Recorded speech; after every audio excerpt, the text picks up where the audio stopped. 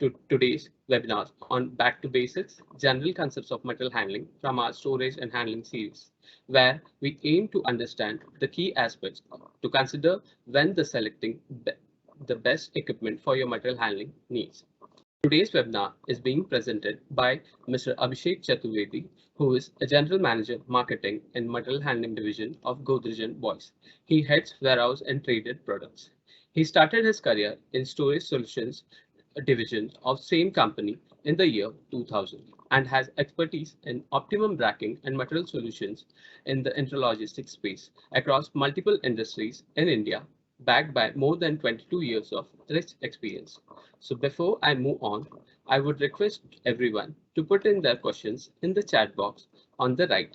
We shall try to answer them straight away or towards the end of the session. Please do not forget to write your name in the box above the question Q&A section. That will help us to get back to you after the webinar in case we miss your questions. With that, I request Mr. Abhishek Chaturvedi to take over and wish everyone an insightful session. Thank you. Thank you very much, Darshit. And it's a great pleasure and I would say an honor to be present today celebrating the second anniversary of the Storage and Handling Knowledge Series. Uh, we never realized that taking one step at a time, one webinar at a time, we will be able to traverse such a long journey. And this certainly would not have been possible without the support of all the participants who have made sure that we remain motivated, remain encouraged to keep sharing these knowledge on the intralogistics space with all of you. Uh, Today is a very momentous occasion in multiple aspects. Like in this month, we are celebrating the 125th year of our company. I complete 22 years of my association with this great organization. And of course, we have the second anniversary of the Storage and Handling Knowledge Series. When all three big milestones are culminating together, we thought that let us try to celebrate this particular event by talking about something which is very basic, which is something that we started our journey with. And this will also help all of us to refresh our concepts and also try to understand the basic nuances while trying to select any material handling equipment. Just a bit of a small sort of a disclaimer here, because we are covering the basic concepts which we covered couple of years ago. There may be certain aspects which may sound very simplistic or very easy to understand, something that many of the audience may still be knowing. Please pardon us with that, because we get a mix of audience, and in this mix there are many participants who are absolutely new to this domain, and for them even the basic knowledge that we consider as very simple and down to earth, that may be something as a learning and a takeaway from today's session. With that disclaimer, and before I get into the main session, I would just like to talk about this 125 years of our existence in this world. And we have, as organizations, we have covered a long journey, and we have touched millions and billions of lives through our variety of products. And we are very happy to be a part of this great organization.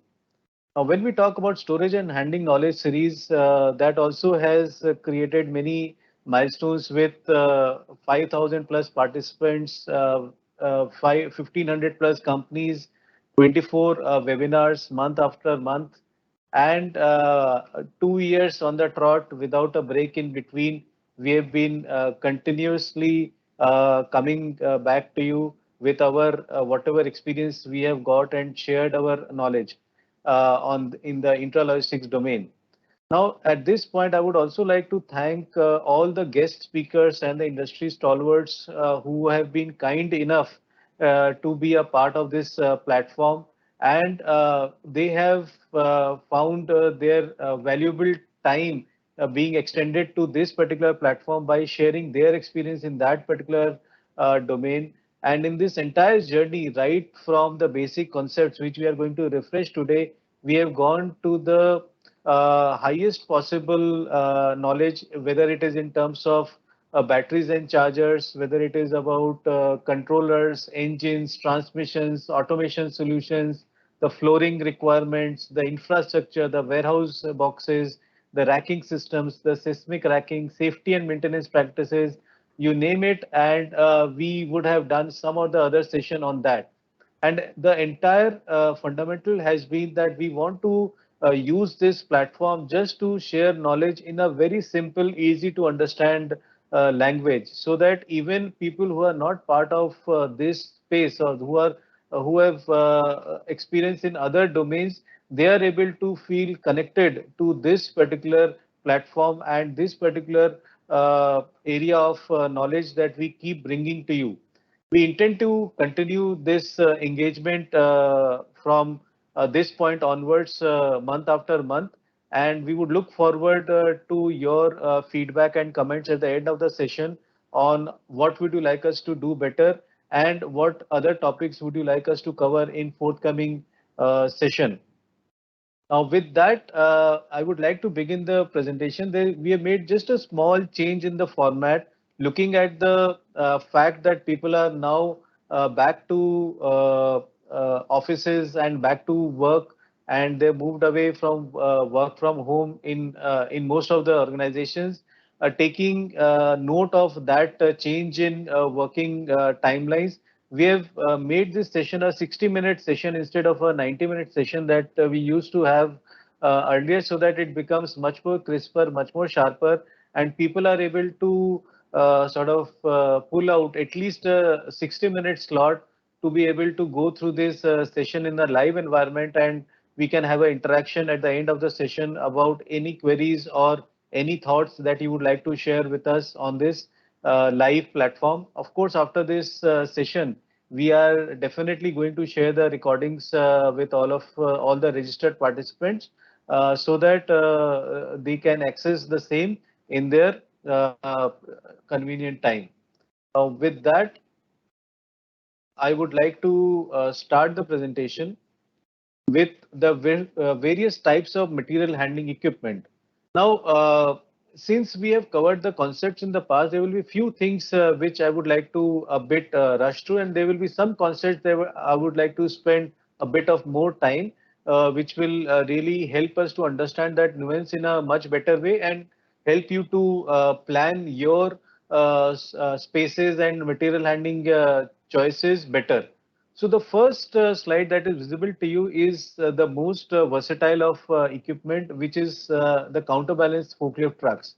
Now, when we talk about counterbalance forklift trucks, there are uh, two broad variants that are popular in the industry. One is the diesel forklifts and the other is the electric forklift. These are the two broad variants that we have.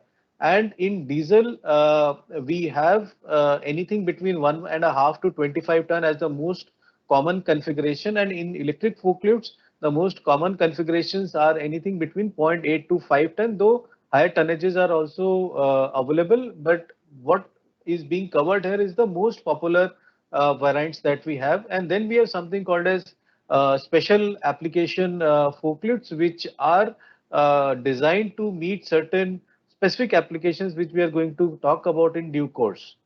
Uh, a couple of examples just to show that even when there are standard products, there is a lot of scope for customization for these products to be suiting a particular type of application. For example, though a 10-tonner forklift will be really bulky, but if there is a application which is coming in, it is possible to design a 10-ton diesel forklift for container stuffing, de-stuffing application, and also a forklift can be used for roll handling application while using the forks, and but there are attachments also which we are going to talk about. Now, as I was mentioning, to make the product more versatile, based on a particular application. These are the various types of attachments which are available.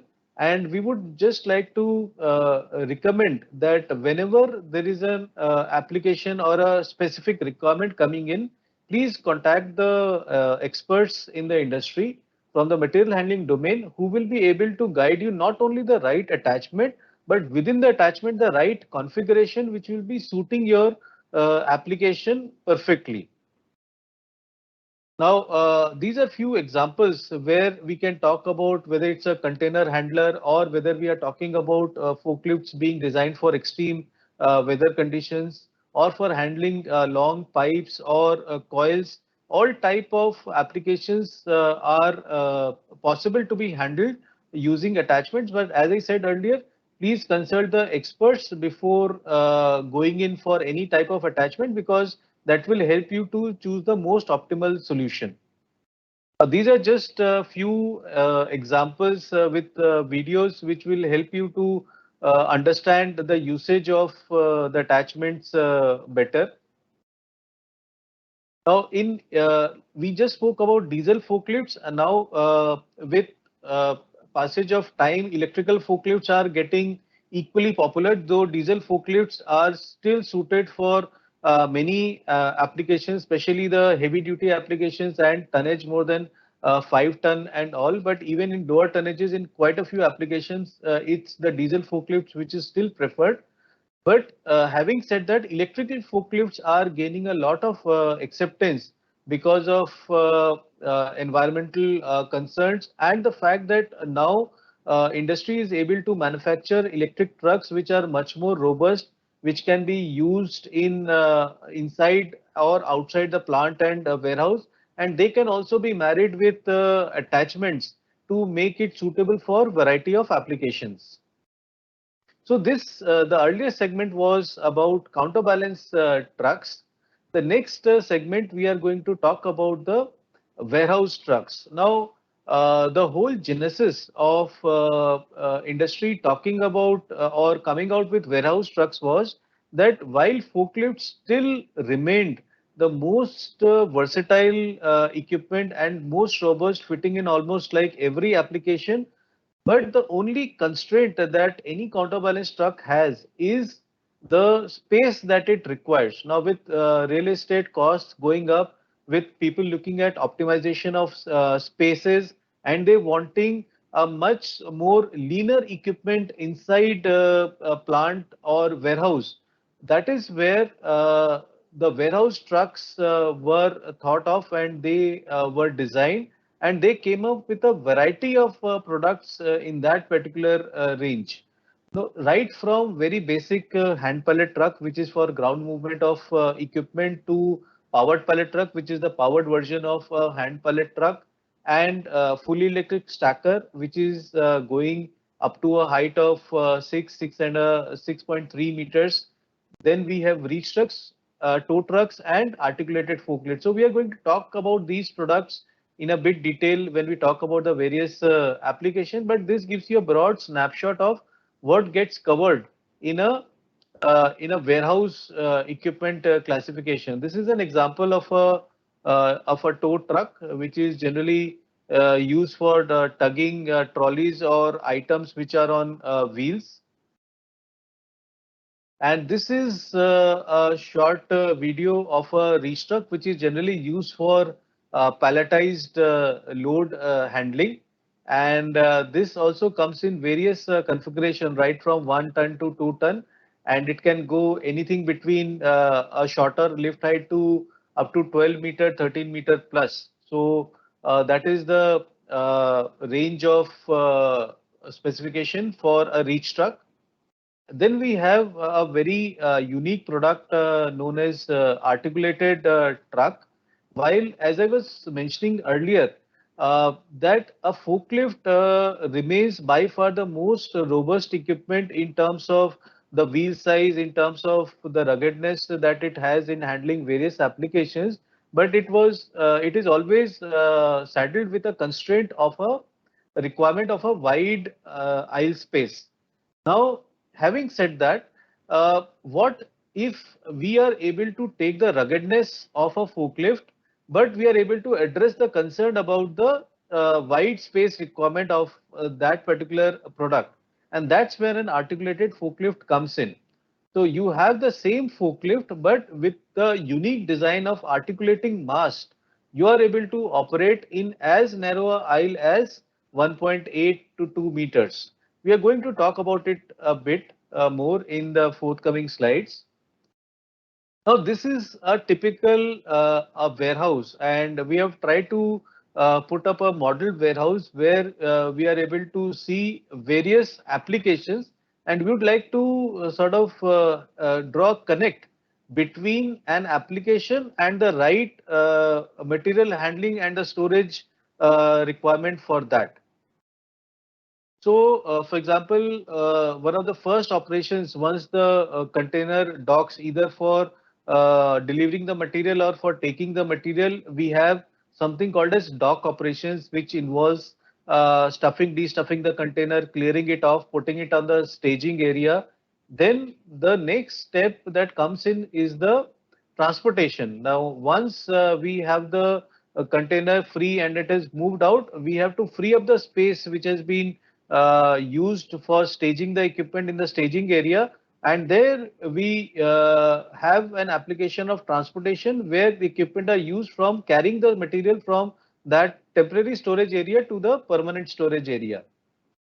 Then, of course, we have racking storage. There are a variety of racking solutions which are available in the industry. We are going to talk about that in the forthcoming slides.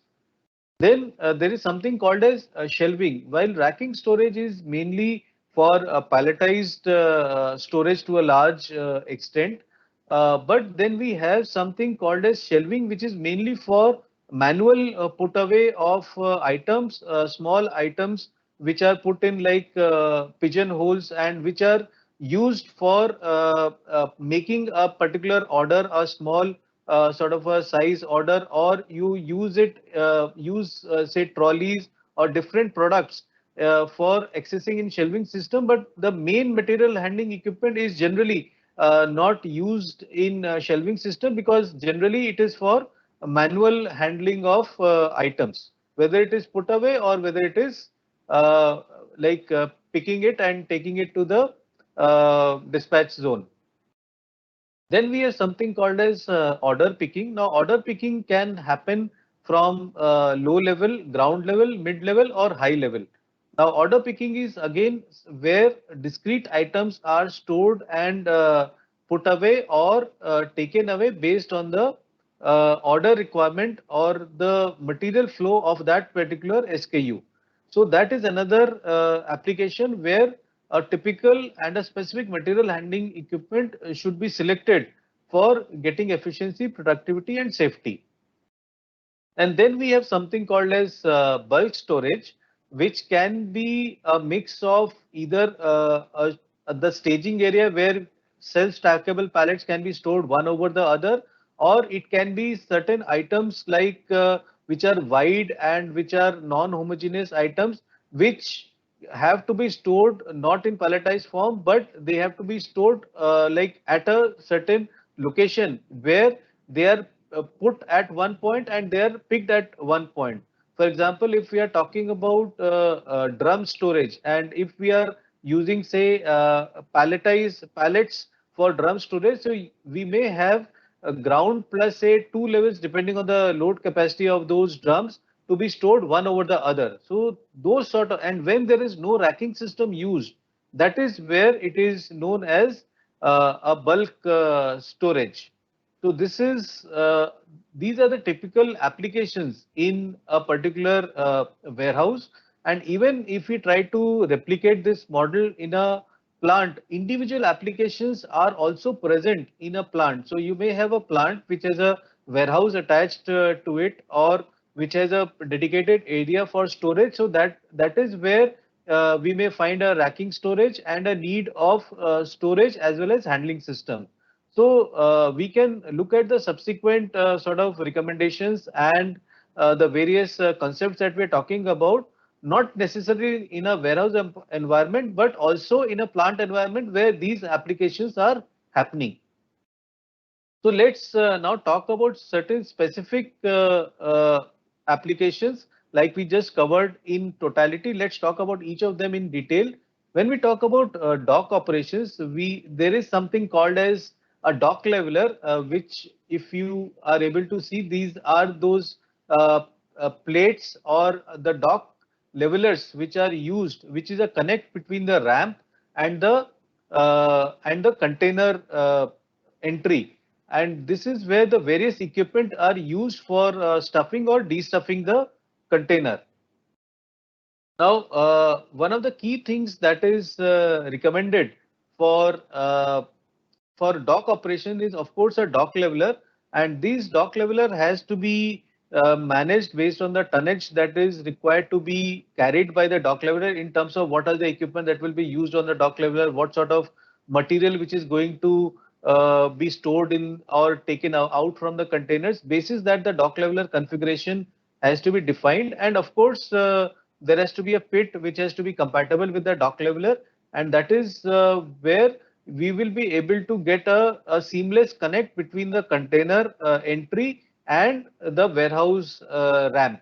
And this is one of the key things that should be a part of any designing of a plant or a warehouse exit where containers are required to dock and material is required to get pulled in or pushed out.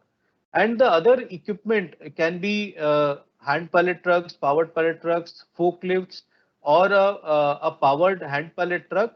But again, I would keep on repeating one statement that before selecting any equipment, please take the recommendation of the material handling expert so that the right equipment based on the storage requirement, based on the throughput requirement, and based on the environment, like what sort of flooring, what sort of like speeds are required, the right equipment is recommended so that there are no surprises or productivity or safety related issues during live operations.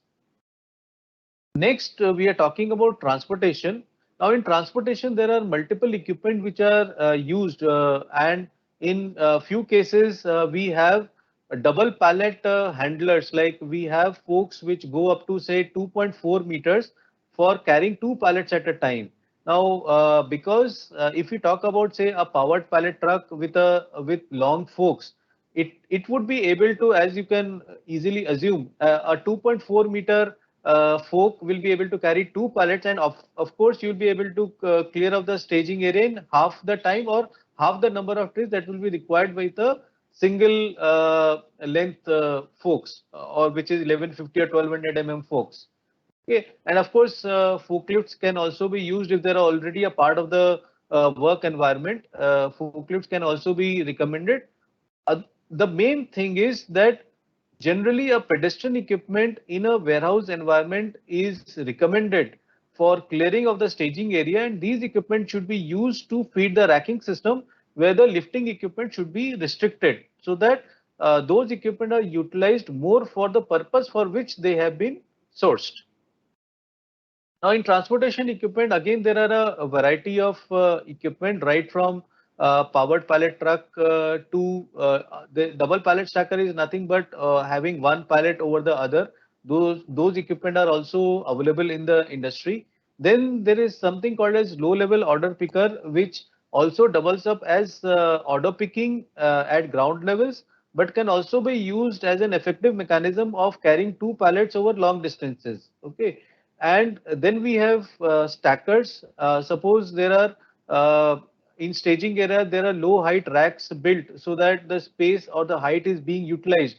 In those cases, we can use the stacker as a equipment which can clear off the pallets at a 2.33 meters level, and they can be used again as a powered pallet truck to carry to the racking area where higher height equipments like reach truck and articulated or turret stock pickers are available for feeding them for doing the put away in the racking system.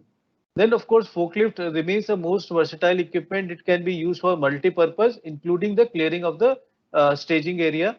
And then we have tow tractors in case there are machines or in case there are materials which are stacked in wheeled cage pallets, or there are trolleys which are available as part of the SKU handling, then those can be tugged using a tow tractor, and multiple trolleys can be tugged using the single tow tractor. Now, few nuances. When we talk about a pallet being handled, we have to be clear about the type of the pallet. We are going to talk about it for stacker and reach truck also, how they impact the selection of equipment. But this is a very interesting part about just having a quick check to make sure that there are no surprise at the time of operation. We need to, when we are talking about a closed pallet being handled, and when I say a closed pallet, it is nothing but the plank being available.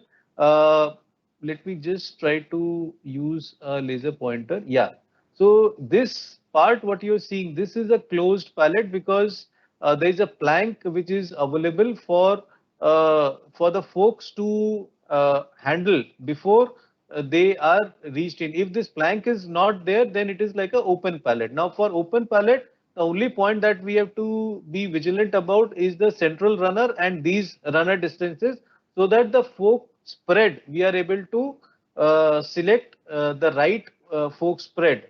And fork length is mainly dependent on the pallet length. But when we are handling closed pallets, yes, they can be handled using a powered pallet truck, but we need to be mindful of what is the thickness of this particular plank that is there.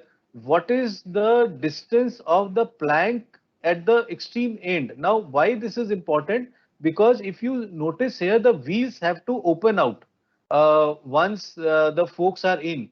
Now, if the wheels are opening out over the planks, they will break the pallet, or rather the pallet will cannot be handled because there will be no place for the wheels to come out. So you need to have the wheels coming out at a place which is free from this plank. And that is where we need to be vigilant and careful when we are selecting a powered pallet truck for a closed type of pallet handling. And as I said, I will keep repeating, please take the advice of the MHE expert in the industry before you select a particular configuration of a powered pallet truck.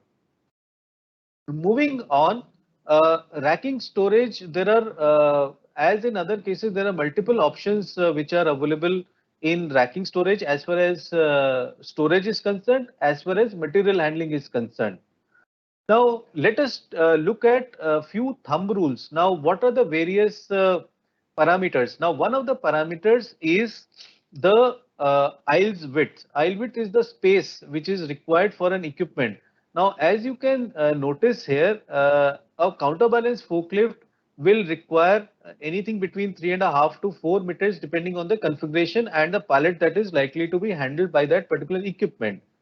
And it will go up to a height of say around 7 meters, 7.2 meter. Okay, again, depending on a certain configuration. Now then there is something called as a narrow aisle reach truck, which will operate in a aisle of 2.7 to 3 meters, and this can go anything up to 13 odd meters.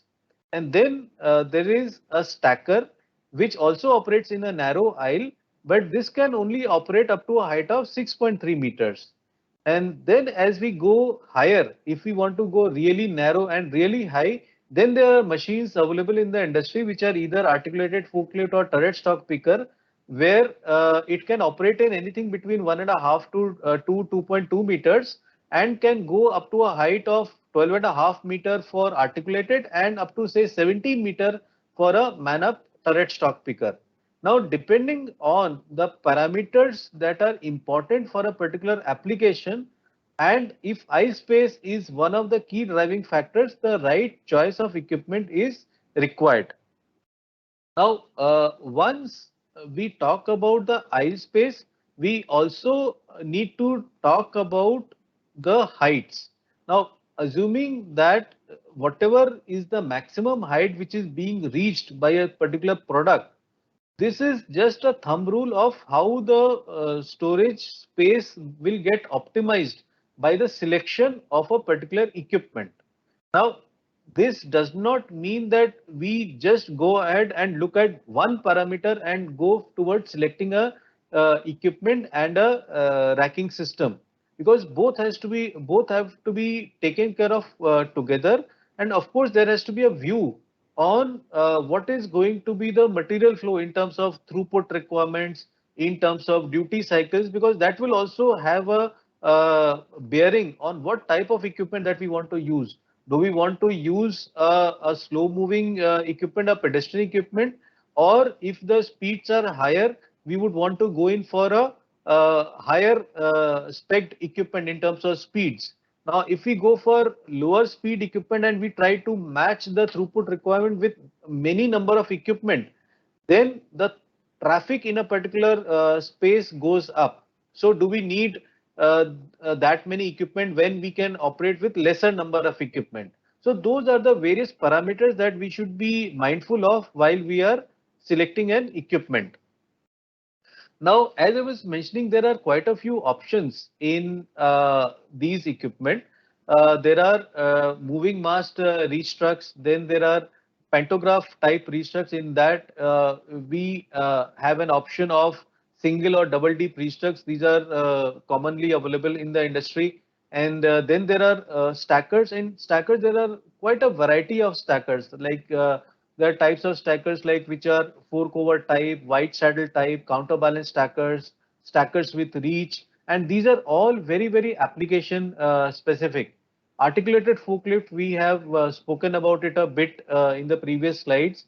And then we have something called as stand-up counterbalance forklift, which is a very unique concept.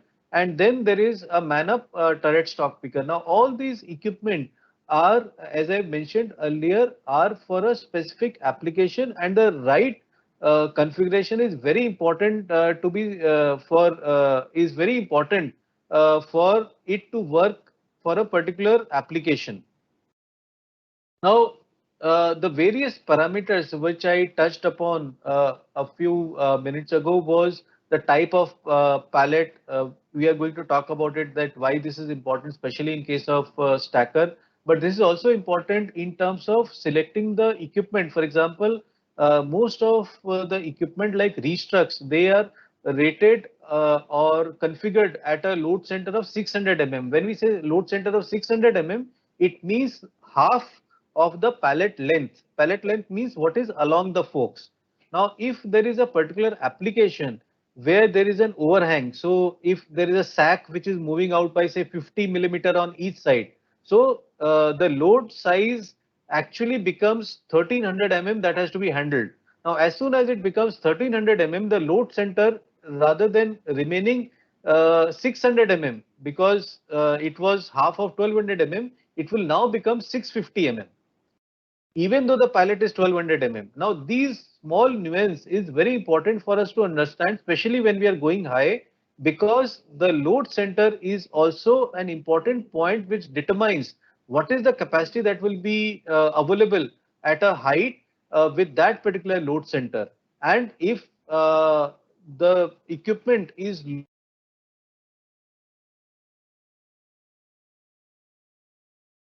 and stability of the product. Aisle space being another parameter is something that we spoke about. Now, maximum fork height. Now, this is again a very important parameter because when we talk about the loading levels, now it can be a G plus 4, G plus 5, G as in ground plus 4, ground plus 5, and where the last loading level is present at that height plus 200 mm should be the minimum fork height of the equipment.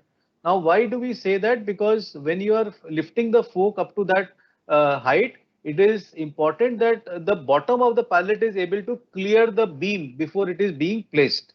Now, that is where the maximum fork height selection becomes important. We cannot be too tight there, and we cannot be too sort of conservative in selecting a very high maximum fork height, because there will be other parameters which will get compromised. For example, collapsed height. Now, if the equipment has to go through certain underpasses, we are going to talk about the underpass. It is like something between the racking system for allowing the equipment to go to another row without having to cross the entire row at a time. If just through underpass, it can go into the next row for stacking, destacking. So for it to go through that underpass and to determine the height of the beam from which it has to pass, collapse height becomes very important. Suppose the same equipment has to go to different chambers or different rooms. So the door height becomes a very important criteria for selecting the equipment, or collapse height becomes an important criteria to determine the door height, so that the equipment is able to freely traverse between the two rooms. So that's why if we select a higher fork height, the collapse height also will be required to go higher. Then there is something called as overall raised height, which is the top of the load back rest or the carriage when the forks are completely lifted. Now that becomes an important parameter because there are trusses, there are hanging lights, and we should not be selecting a maximum fork height at a much higher level, which will then have an impact of overall height raised being much higher and it being in the threat of touching or spoiling the that or touching the trusses or hitting the lights or something like that. So these are important parameters which have to be considered while selecting the equipment, and of course throughput. Now, very interestingly, there is a ice base which is defined for this equipment, for any type of equipment to operate. For example, let us talk about a stacker. Now, for example, a typical application, the stacker is found to be a suitable equipment. Now, how throughput will come into picture? Suppose it's a small 25,000 square feet warehouse, and the heights are say about last loading level is say around 4.8 meters, and a 5-meter stacker is found to be suitable for that small box of a warehouse that we have. Now, as volumes grow and people want to operate with say a higher number of stackers, and one of the criteria is because it's a small warehouse, we want two equipment to cross each other so that it doesn't have to wait for the other equipment to come out before it goes into that and it has to go into the next aisle. Now, in that particular scenario, even though the ice space requirement is say 2.4 meters for a stacker to operate, we may recommend that you should keep say around 2.8 or 3 meters for two stackers to cross each other with enough clearances in between. Now, those like that type of information becomes important while selecting the equipment, and that's why throughput becomes an important criteria. This was just one of the examples. For example, a reach truck is a very fast equipment. So, in lieu of two stackers, maybe a reach truck may be recommended in certain applications in case a higher movement is required or a higher speed is required in a particular work environment. This is a typical racking layout, the top view, and the red portion that we are looking at is the place where there are underpasses. Now, this is where if the equipment is here and it has to go to this, uh, say this part, okay. So one option is it comes out of here and goes all the way here. Other option is it has to go all the way here and then take a turn. Or the other best option is if it is near somewhere here, it can just go use this underpass and go to the next row. Now, this is where the height of the underpass becomes an important criteria to be considered when we are selecting the equipment. The collapse height and all that is an important measure that should be there in the planning stage. This is the elevation where we are talking about this being the last loading level. For example, this we are talking about the upright height being 5.4 meter. The last level is around 5.1 meter. So when it is 5.1 meter, so minimum 5.3 meter is what is recommended for the equipment which will be handling this particular application. Now this is an underpass. Now if this underpass is say at a height of say around 3 meters or 3.1 meters. So any equipment that is being selected and that has to go below this has to have a collapsed height of say 2.9 or 2. Not more than 2.95 meters if it is say around 3.1 meter, so that it is able to easily traverse through this underpass with the forks kept down. And then the other parameter is, of course, the eye space. What is the eye space that is maintained? And here an important parameter is, in a racking system, typically in a selective pallet racking or a double deep pallet racking system, there are overhangs in front when the pallet is overhanging on the beam. So if your beam span is say 2000, if the pallet is say 1000 mm by 1000 mm, and so your typical beam span has to be say 1000 plus 1000, 2300 mm. And if the depth is say 1200 mm, then your frame size where the pallet is being placed has to be 1000 mm, so that there is a 100 mm overhang on each side. And the reason for that is because the pallets have to be placed on these beams, and the between the two beams the space is hollow. So if there is no clearance, there will be a there may be an sort of a situation where the operator is not able to place properly and the pallet may fall through. So to protect that situation, there is always an overhang which is designed. And when we talk about eye spaces, the eye space is always the clear eye space, which is the load to load or pallet to pallet distance rather than the rack to rack or frame to frame distance. This is an important understanding that we must have, because this 200 mm that we may be considering, we may be finding a particular equipment suitable in rack to rack, but as soon as the overhang is concerned, it may turn out to be a very constrained operation. So this becomes an important criteria. Now, what are the parameters? Now, as I said, there are two broad type of stackers, while there are others also like counterbalance and stacker with reach. But one of the popular equipment are fork over stackers, and in some cases where there are closed pallets, there are wide saddle stackers. Now, why we are talking about this particular aspect, open pallet and closed pallet? Now, if you see in this particular image, the forks are able to traverse below the pallet for placing the pallet on the top. Okay. And because there is a facility available, the fork is able to go inside this open space while handling this pallet. And of course, this also helps in lifting the pallet seamlessly, because both the straddle and forks both go together inside the pallet before the forks lift off the pallet off the ground. But if you look at a straddle type of stacker, and if it is a like a closed pallet which is visible, the straddle has to go around the pallet.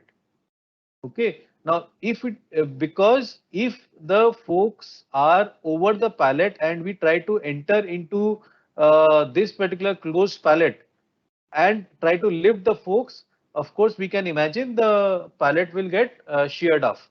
And that's why a fork over stacker cannot be used for a closed pallet handling. While in BOPTs, we spoke about that it can be used for closed pallet handling, but we have to be mindful of those certain parameters that we spoke about.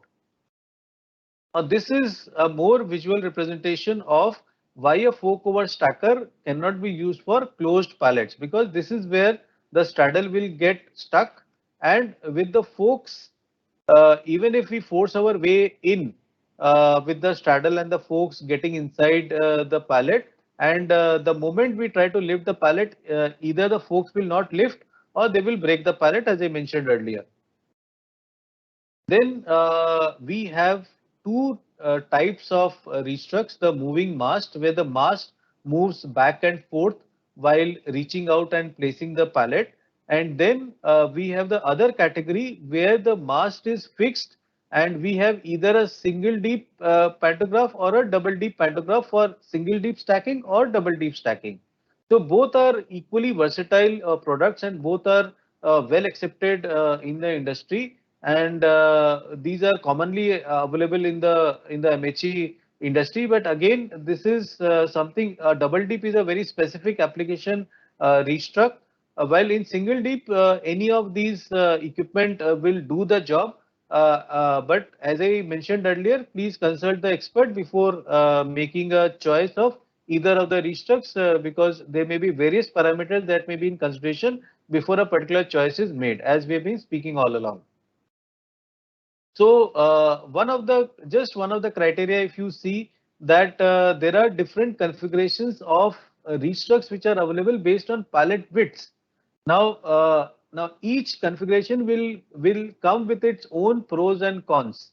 Now, if uh, I mean, if we select, say, a 1200 pallet for a 800 for a 960 inside saddle width, then what happens? Okay. Now, if you notice here, if the pallet is within the outriggers, we need not keep an additional space here because it is able to reach out the pallet completely by bringing it to the ground till the bottommost level.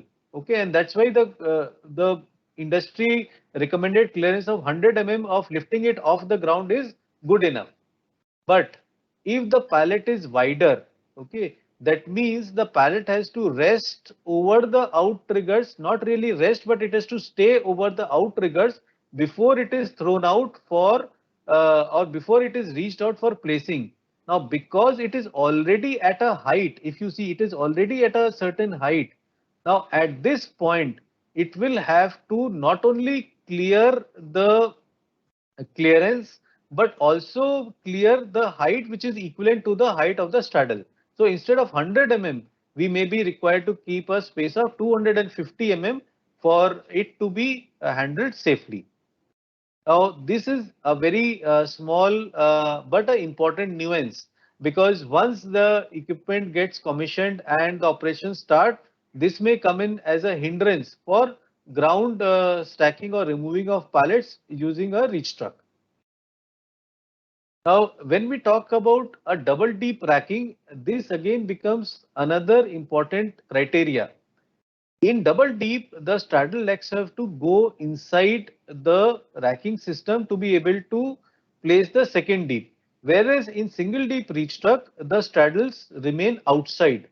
So that's why the uh, topic of clearance or the first level was valid for single deep reach truck in case the pallet is wider than the straddle. But for double deep, it is a very important criteria of where the first level and the bottom level would be. Now, there has been a lot of discussion and lot of counter views on whether we need a bottom beam for a double deep racking or not. So I would say that we recommend that a bottom beam is a must for a double deep racking when, especially when we are talking about a pantograph, for it to have the most sort of a optimal beam size calculation. Because if we want to accommodate the double deep racking without bottom beam and we want an equipment compatible with such an application, first of all, we need to have the straddles which are able to accommodate the pallets within them. So either the pallet has to be smaller, which can get accommodated within the straddle, or the straddles have to be wide enough to be able to accommodate whatever pallet size is available in that particular application. Now, having said that, if there is no bottom beam, we need to have enough space for accommodating the straddles on either sides.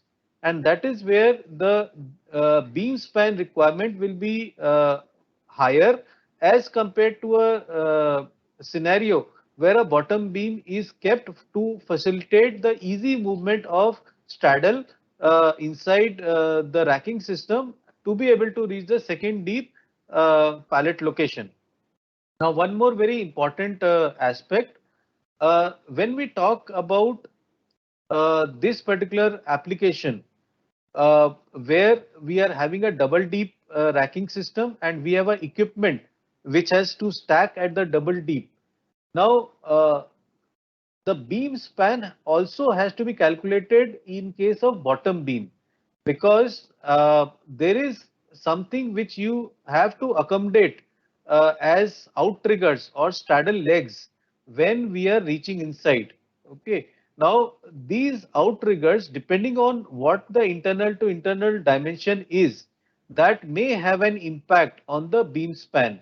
Now, for lower heights, when the straddle legs are narrower, a conventional beam span will work. What is generally designed for a single deep beam span, say 2300 mm for a 1000 mm wide pallet, it may work.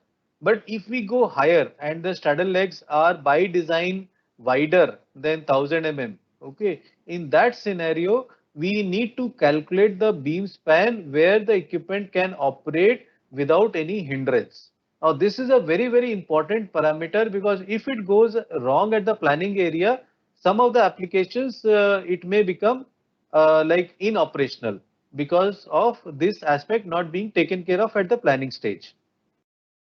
Now, one of the parameters that we spoke about was aisle space. Now, as I mentioned earlier, in the industry, there is a equipment called articulated forklift, which is also used in racking storage.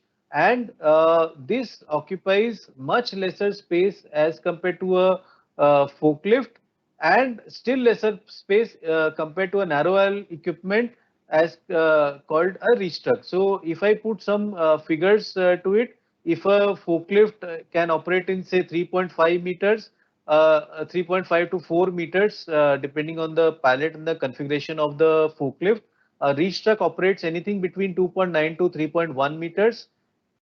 Compared to that, for a similar application, an articulated will be working anything between 1.8 to 2.1 meters. So that's the space saving optimization that is possible with a articulated forklift, and not to mention that this can go up to a height of 12.5 meters.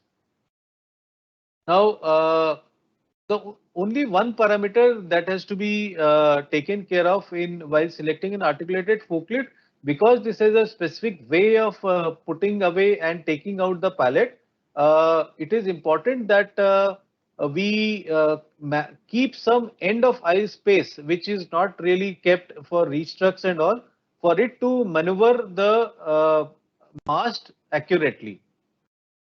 And then we have different types of racking system and equipment compatible with that. For example, a driving system where the equipment has to go inside and stack the equipment, and either a LIFO, last in first out, or a first in first out method can be used. But essentially it is a slow system and a lot of parameters need to be checked before we offer a certain equipment for a drive-in racking system.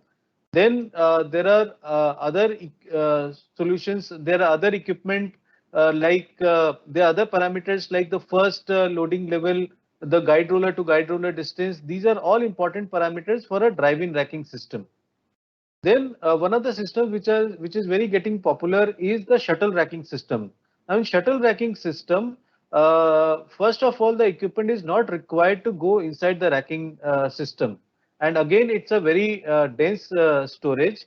And here the advantage is that each row can have a first in first out or a last in first out, as compared to a driving system where the entire bay has to get cleared in a certain sequence.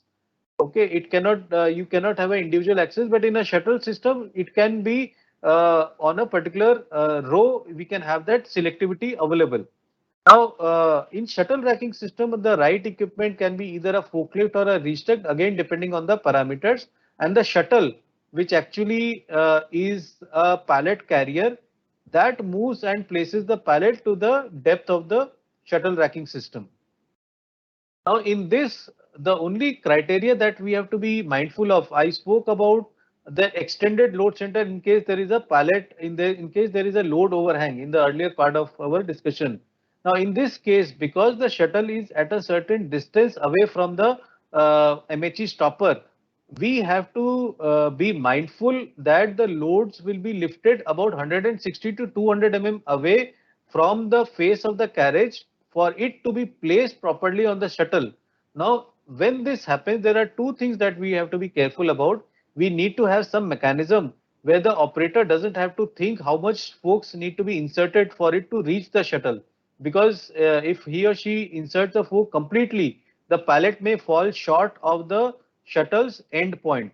So we need to put up a proper sort of a plate so that it doesn't go beyond say 160 or 200 mm. So that will ensure that the pallet reaches the shuttle.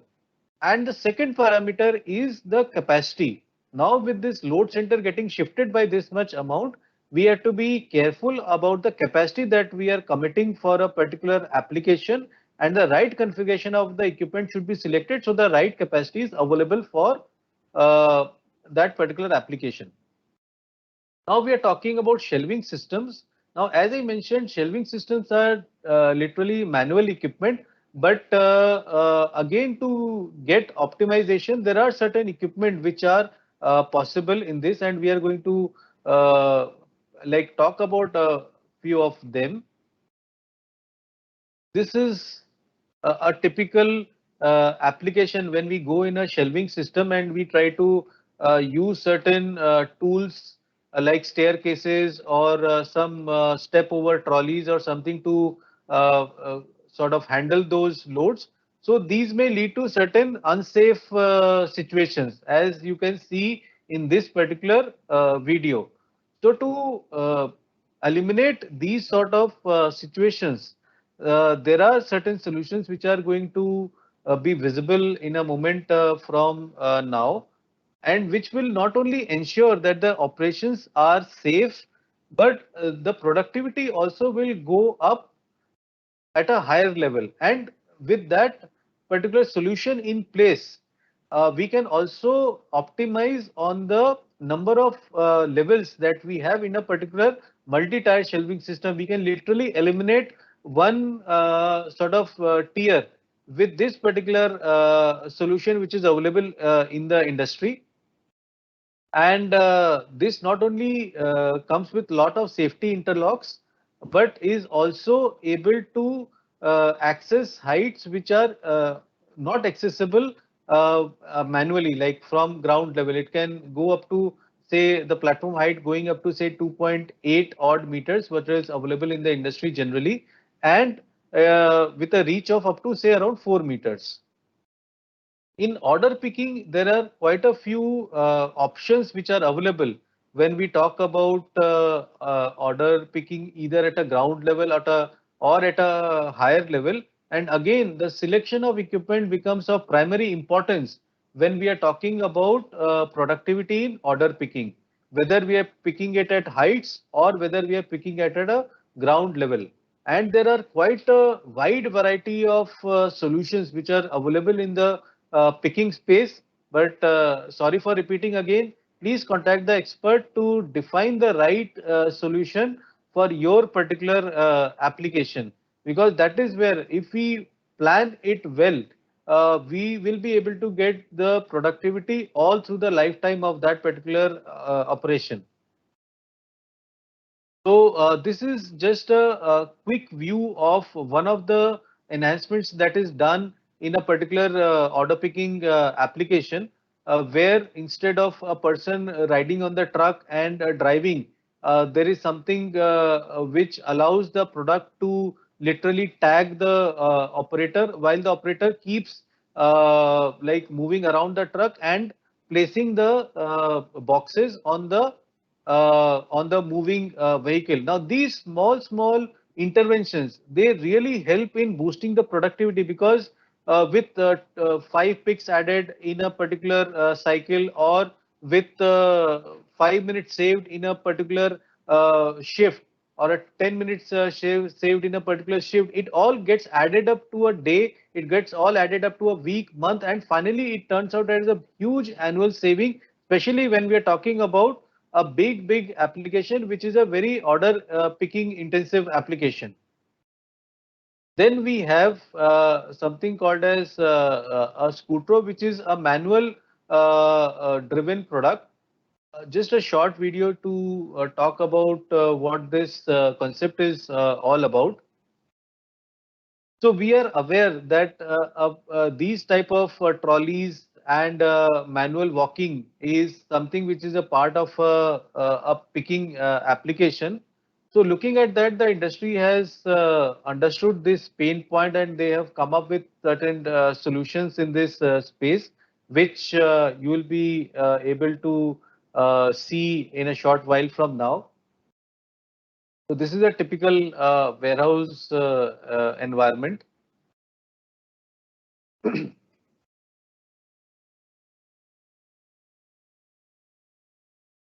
So this is a product which is called a Scutro, which is generally a manual equipment, very simple, but very effective in bringing up the productivity of a particular person.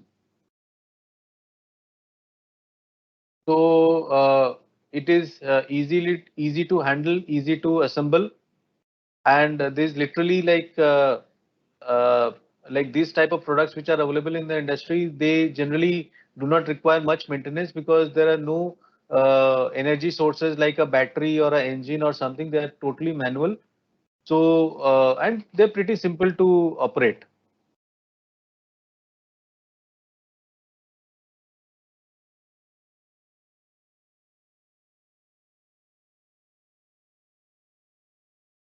So this is Scutro.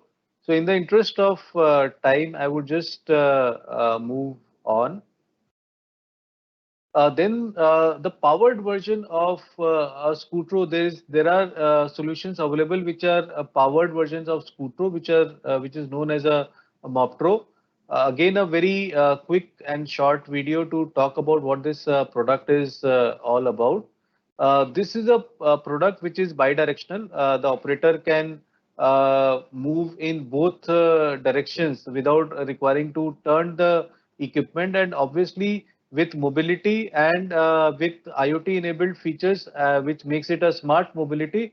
This becomes a very interesting solution for order picking at ground level and a discrete picking to that extent. So this is an example of a mobile order picking trolley. Earlier we spoke about Scooter, which was a manual order picking trolley. Then there are machines which are extremely high end, which are man up turret stock pickers, where the person can go, where the load can be stacked up to a height of 17 meters and a aisle space of as narrow as 1.8 to 2 meters. And this is where the speed space optimization in complete LW and H is possible with equipment like this. But then there's a lot of infrastructure requirements in terms of super flat flooring that has to be gotten into, and a guidance system that is required to be installed for these equipment to work smoothly and safely. This is a typical view of a turret stock picker, how it look like and how it operates. And these are the various types of order picking equipment which are available in the industry.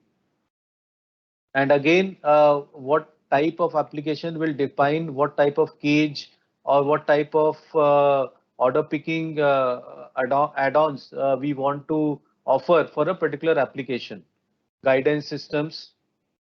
Then we talk about bulk storage. In bulk storage, typical equipment are either a forklift or a powered pallet truck, depending on if it has to be kept at heights. Of course, we need a lifting equipment, maybe with a narrow footprint, so that it is able to operate within the width of the pallet for it to be able to reach the depth of the particular stack. These are the recommended equipment. And last but not the least, we need to talk a bit. We need to be mindful about the flooring part, where we should be like quite mindful of what is the type of flooring that we are going to get into, especially when we are talking about equipment which are used inside warehouses, which are with smaller wheels, and for their longevity and productivity, the consideration of flooring has to be on the spot. Now, with that, I have come to the end of today's session. Sorry for overshooting the time by about 4 minutes. And I think we have, even because this is the first time we are doing a 60-minute session, and this is the second anniversary, I'd be okay if we can, if Darshit, if we have some questions, I would be okay to take about max one or two questions before we formally wrap it up. So thank you so much for the insightful session. Okay, so we have got a question here. Uh, Which equipment would be better for 6 meter height and material to be handled is cast iron? If material to be handled is cast iron. Cast Okay, iron. very interesting. I mean, I would like to really understand this application a bit more because how is this cast iron kept? Is it palletized, non-palletized, and how is it being handled presently?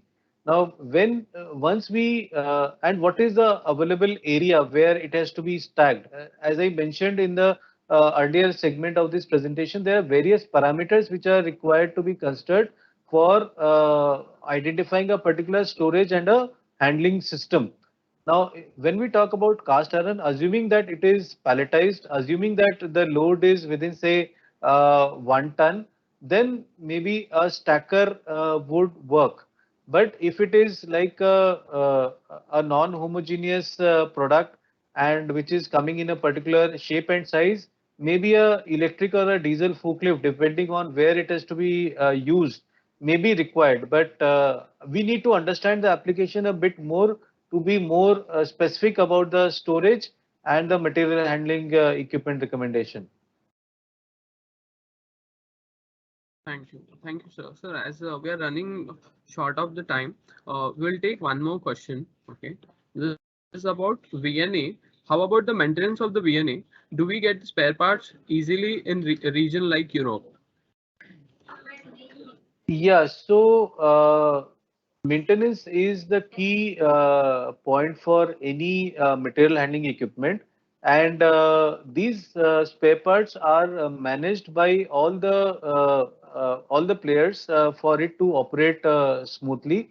And we also have a large spare part inventory to be able to manage this equipment. But more than the like, of course, spare part availability is an important parameter which all of us are very mindful of. But over and above that, one of the important aspect is training of the technicians who are going to handle these equipment. Now, this is one aspect that we really focus upon, and because we need to troubleshoot the equipment by identifying the right cause, and then of course the availability of spare parts also becomes an equally important criteria.